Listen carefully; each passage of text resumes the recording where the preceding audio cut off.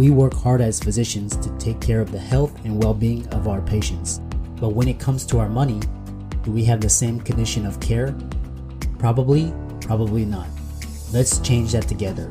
Welcome to the Financial Freedom for Physicians podcast, where we'll fight and advocate for your financial literacy. As always, I'm your host, Dr. Christopher Liu. Thanks for being here. Let's jump into the show.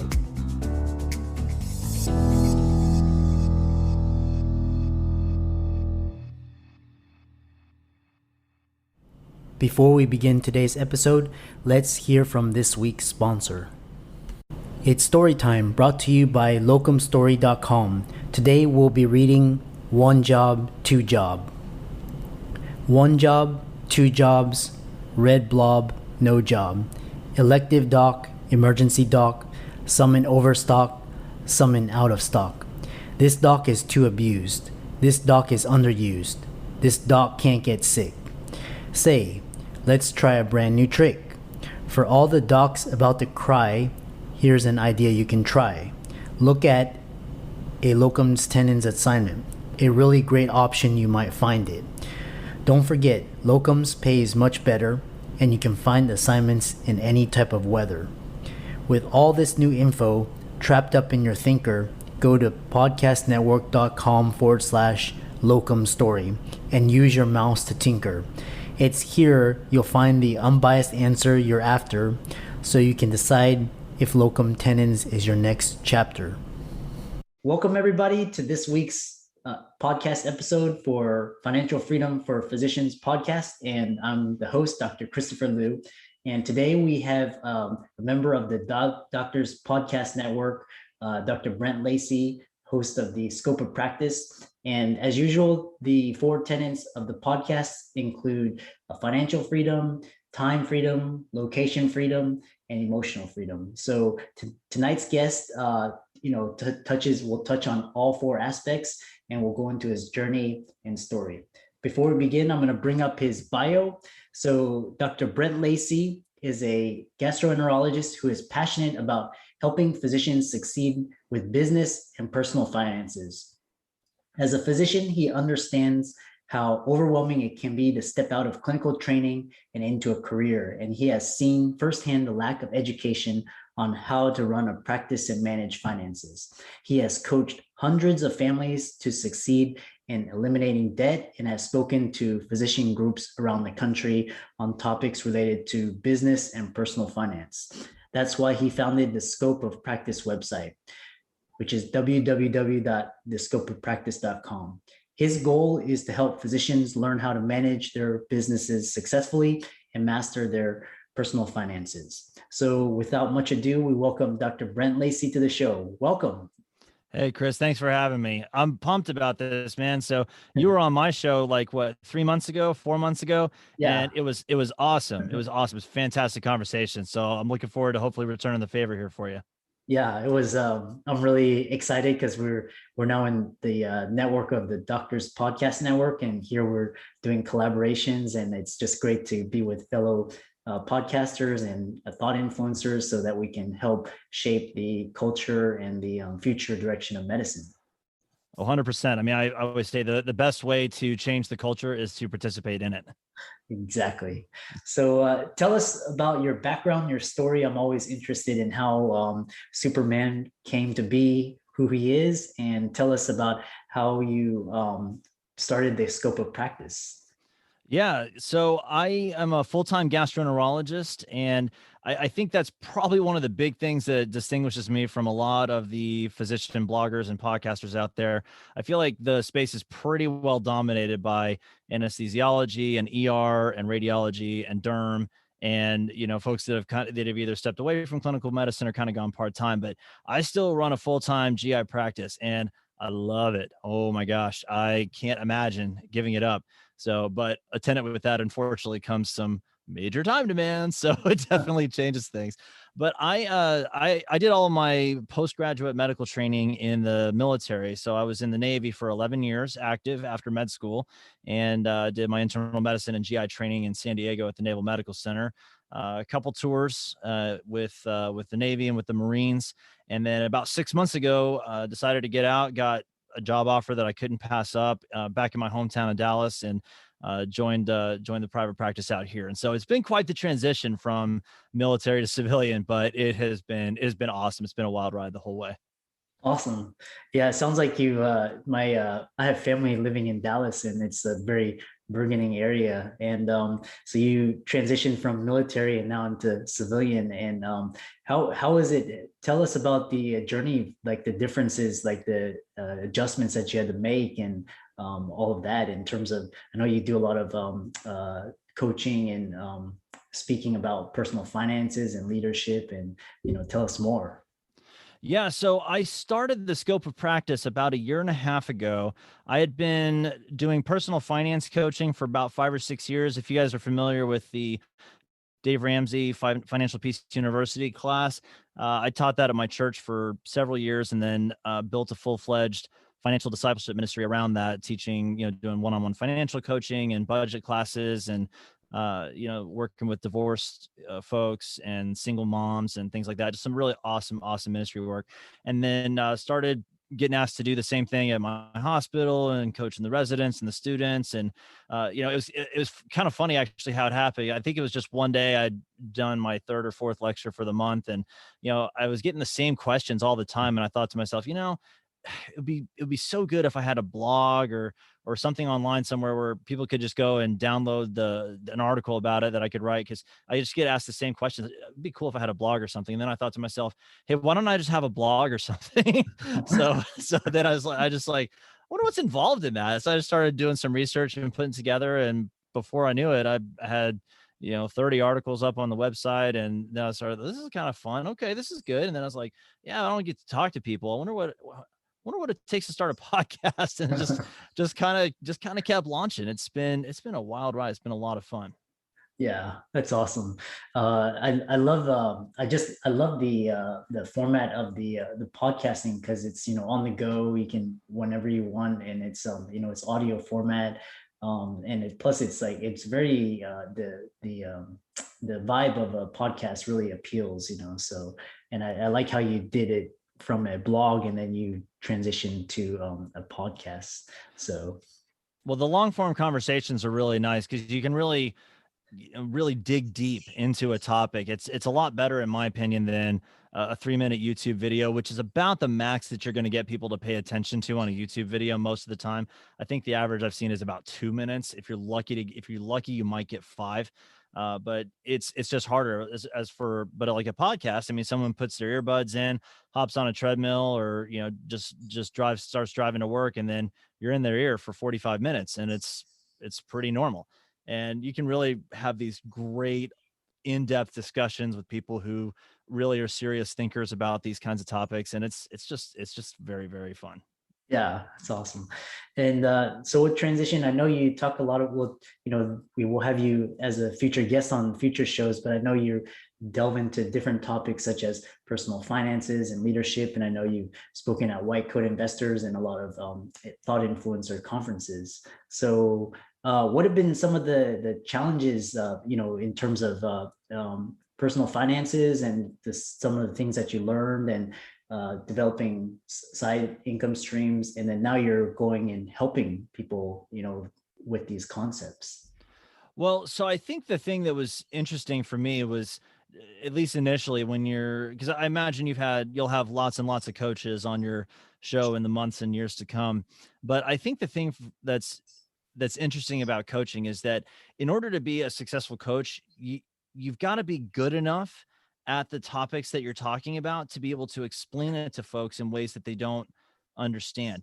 You don't have to be the best person at a thing. You have to be really good at explaining it and getting other people to do it. So, the analogy I like to think of is, well, I was going to say the Duke basketball team, but they were pretty awful this year. So maybe it's not the best example this year, but in a normal year, you think about the Duke basketball team. If Coach K was actually to get out on the floor and play 3-on-3 with the guys, he gets smoked, right? He's terrible, but he's really good at pulling out the best in his players. And I think that's the thing that's interesting about being a coach, is you really have to be good at explaining things so that it helps other people bring out the best in themselves. And that's been an interesting journey to try to learn, because that's a very different thing than mastering a skill. You kind of have to master the skill of helping someone else master a skill. I love this. It's very analogous to the see one, do one, teach one. So, and we've seen, some of the best athletes don't necessarily make the best coaches, and so coaching is a skill in and of itself. So, Yeah, and it's also, I think, really not true that the old adage you sometimes hear, those who can't do teach. And I think that's really wrong, because I think the best teachers are the ones who also can do, the ones who understand it, who have done it themselves, who have been through it. I really think those are the people who are the best teachers. I mean, I've heard you speak on a number of different platforms. I mean, my own show, for example, and you've lived this stuff, right? I mean, your personal journey taking you all the way through with med school and starting all your companies and all your real estate investing and everything. You actually lived through that. You had to learn it. You had to figure it all out. And so now you're in a really good position to show other people. It's like you fall in a hole, like someone falls in a hole and you throw yourself down there, and they're like, well, now what did you do that for? Now we're both down here. You said, yeah, but I've been down here before. I know the way out. yeah, that's right. I love that analogy. So, and I know, so now it's always like you're transitioning from, you have to learn it. And then once you learn it, then you can develop the skill of teaching it. And that's why I love podcasting. It's a wonderful platform because now we can take what our collective intelligence and, share it, and we can leverage that and grow. So. Well, and it's great that it's such a low barrier to entry now. So it doesn't cost very much. The equipment and the technology and the techniques are widely available now. I mean, 10 years ago it was the Wild West. It was very, very difficult. And now, I mean, golly, my grandmother could start a podcast if she wanted to. She actually could. She's actually really tech savvy. But that's the thing that's great about all these different side hustles. If people want to get into passive real estate investing, or people want to get into various side gigs and side hustles, the opportunities are just boundless. They're just all out there. There's all kinds of people out there willing to give away information of how to do it for free. It's low barrier to entry in terms of time, in terms of cost, in terms of skill acquisition. It's a great time for this kind of stuff. The gig economy is booming. Yeah. The information age has really democratized access to information, and now we can build upon it. So, what were some of the if someone really wanted to start a podcast, what would be some of the easiest ways to just, bare bones minimum, just get their content out there? So there's very few things you actually need in order to start a podcast. So on the technical side, you need a microphone, and you can get a decent microphone for $100, $120, something like that. So don't drink your Starbucks for a month and then save up the $120 and go buy you a good microphone on Amazon. And mine's the one that I have it's not super, super high end, but it's fine. It's good quality.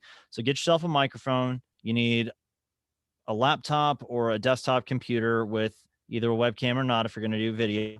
And then you just need to start talking.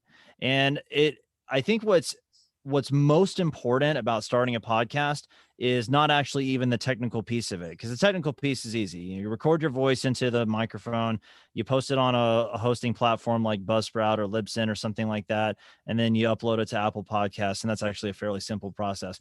What's more important than the technical stuff, though, is the content. And I think where that really starts is answering the question, what do you want to talk about? What's important? Because that's one of the things that's great about being a physician, is that your opportunities are fairly expansive. So I know lots of physicians that do podcasts on medicine, and in particular their own specialty. And they're more patient facing or more patient centered. And then there's a lot of podcasters that are more physician centered, physician facing. They're trying to coach other physicians how to do certain things, or maybe they're not doing any of that. There's a gal I'm interviewing on my podcast coming up soon, that she was a physician and stepped away from clinical medicine, and now she's a full-time musician, like Nice. full-time professional musician, doing compositions and the whole nine yards. It's really, really impressive. So she could do a podcast on music theory, right? Yeah. It's great. So that's the thing I think you got to do first is what do you want to talk about, and what's something that you think there are people out there that really want to hear. So decide that, then decide, is it going to be a podcast where you just talk about stuff, or is it going to be a podcast like this where you're interviewing people? And then just start. Honestly, that's the thing that was I think the most helpful for me is when I decided, okay, you know what I'm going to do? I'm going to just I got to figure out if this is even a viable idea. So about a year ago, I started getting the idea, sort of this bug in my head. I was like, I think I want to do a podcast, but I don't know if I'm ready for it. I don't know if it's something that'll be fun. I said, here's what I'm going to do. I'm going to take the month of April. This is April of last year. So I'm going to take the month of April. I'm just going to record like 15 or 20 podcast episodes, and we'll just see what happens. And if I put together 15 episodes and I edit them and I upload them and they're all terrible and I just don't like how they sounded, hey, you know what? It was 15 hours. I had 15 great conversations with really amazing people, and that's not a bad way to spend a month. And I'm not really out too much. And if it ends up being something that I really enjoy and I really like, great. I got 15 episodes in the bank, and let's do this thing. And so, man, it's just a matter of starting. Yeah, that's so inspiring, because it's it's because it's like you do it, and then you do it for the pure joy of it, and then you can actually create something and actually monetize it later on. And even if it doesn't monetize it, you still have a brand and a platform to share your story. And so it's so wonderful that podcasting is like, and now they have Clubhouse as well. So Yeah, and I think if people are planning on starting a podcast, I think they need to plan on not being able to make a lot of money with it. Very, very few podcasts actually make significant money, and that's just simply the reality. So, but here's the thing that's really great about this: podcasting is still very much in its early days. Okay, so uh, there are 500 million blogs out there. I think is the current number. It's around about 500 million, 520 million. uh, There is something like a million minutes of video being uploaded to YouTube every hour, and there are just barely 1.5 million podcasts. But of those, there are only 200 that are actively producing episodes all the time and have been producing episodes within the previous 3 months. So, I mean, you're talking 500 million blogs, a couple 100,000 active podcasts, and that's spread across the world, all the different languages, all the different niches. So, no kidding. It is possible to have a podcast that is listened to by a lot of people, and it honestly, this is a great time to get into it. So if people are interested in doing this, just start watching some podcasting tutorials on YouTube, or take an online course from any of, golly, 150 different people that have created podcasting courses, and just learn a little something about it, and then just get started. And maybe your first 10 episodes are terrible, and that's okay. So don't worry about it. Just get started. Do something. Uh, yeah, I love that. The other thing is, the one question we get from a lot of viewers is, which platform should they upload it to? Is it Apple or Spotify? And what are your thoughts on that? I think you need to be on all of them. Apple Podcasts is probably the most important, mainly because it has the lion's share of the market. So I think something like 2/3 to 3/4 of my listeners listen to the podcast on Apple Podcasts. Spotify is making a big jump. Stitcher just got bought. I forget who it was. I don't remember if it was Spotify or if it was somebody else, but Stitcher just got bought out. And so some of these companies are starting to consolidate. But I think you need to be on all of them, because there'll be, if you just say, well, I'm only going to be on Apple Podcasts. Like I said, only 2/3 or 3/4 of mine are on Apple Podcasts. So you risk cutting your audience by a quarter to a third if you're not on Spotify and all the others. And so the good thing is that most of the hosting platforms these days really make it easy to do that. So, for example, I use Buzzsprout as my platform, and they made it super easy. I mean, you just go to this one section of the website and say Apple Podcasts, and it's like, okay, in order to upload your feed to Apple Podcasts, do the following 4 things. Great, done. Okay, then Spotify. Okay, in order to do the Spotify upload, do these 3 things. Okay, great, done. And so within about 3 weeks, I had all the podcast platforms activated. Yeah, so yeah, I think that'll really help the viewers and to if they're interested in starting a podcast and how to do that.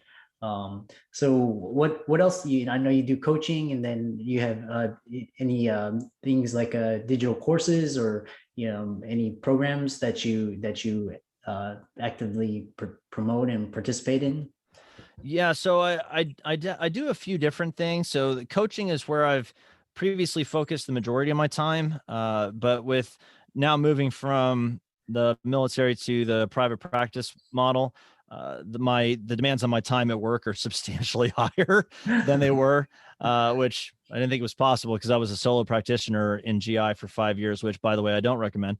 Uh, it's a lot of work, and being on call every single day, not my favorite. But I just see a lot more patients now than I used to, and so the coaching thing isn't going to be able to scale very well with the No. minimal amount of time that I have available. So I'm actually starting to work on a series of online courses, kind of a digital academy, I guess, if you will, for physicians on Nice. that we're going to start rolling out in the next probably 6 months or so. So I've got some really great stuff. So I've got a comprehensive personal finance curriculum that's going to come out. We've got a great thing, and we're going to launch that I'm super passionate about. That's going to be basically how to residency proof your marriage. So how to have a thriving marriage despite being in medicine, which is inherently very, very difficult, Yes, very as challenging. anyone out there who's married knows. And so Yes. that's coming soon. We've got a course on leadership that'll probably launch next year. Just some really great stuff coming out. So trying a few different avenues and just see what is most valuable for people out there. That's so awesome. Well, Brent, we really enjoyed having you on the show, and for the viewers, all the links and show notes will be in the show notes at the end, as well as Dr. Lacey's programs. Brent, any last minute words of advice, any tips or words of wisdom before we say farewell? I think the main thing I would say to people is don't get caught up thinking that you have to have exactly the right thing, exactly the right idea, exactly the perfect approach to things. If you wait until you've got the perfect approach to things, if you wait until you have the perfect idea, you waited too late. Okay. It's much more important to get started than it is to get started perfectly. It's very, very easy to just continue working and and working and perfecting and trying to make everything just the right way to do things, and then you never actually end up actually getting started. So whatever you're thinking about doing, just start exploring. You think you want to write a blog? Write 20 articles. If you can't write 20 articles in 2 months and without tearing your hair out, then you're not meant to do a blog. Okay.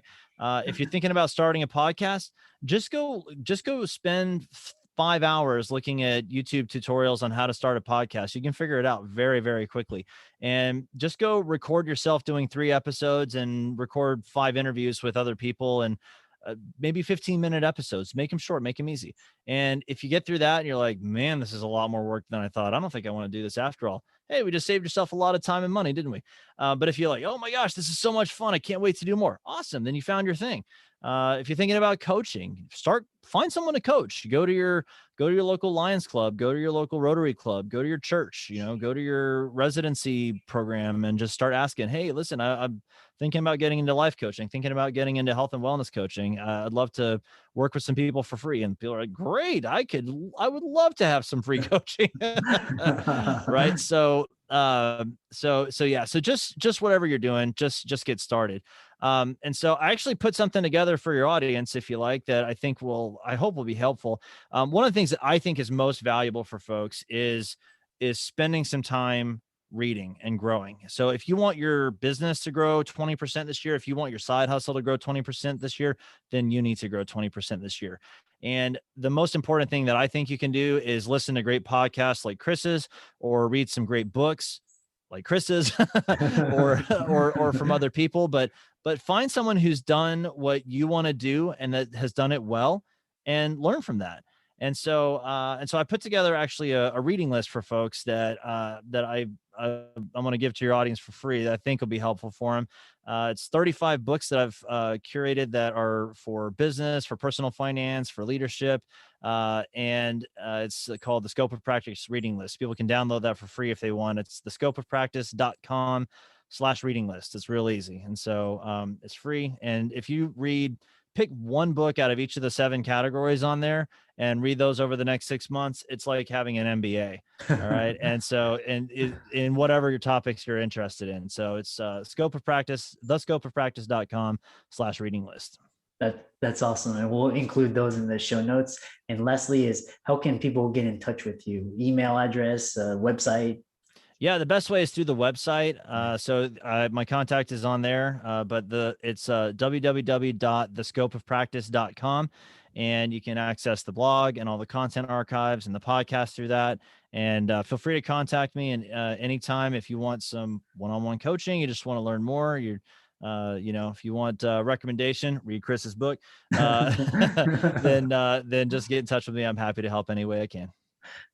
Brent, that was an awesome interview. And for all the viewers, Dr. Brent Lacey has a really awesome podcast. So check out the Scope of Practice and, subscribe, download his episodes. He's got a lot of great shows. So thank you very much. And we'll see you in the next episodes.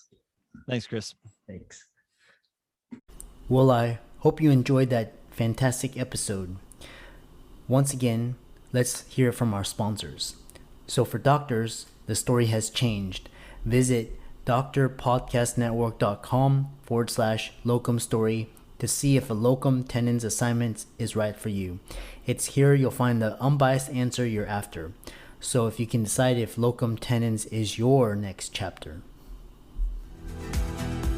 I'm excited that you made it for another episode. You are truly the best. If you've been following the show for a while, you know that my passion is to bring you the education you need to find your path to financial freedom.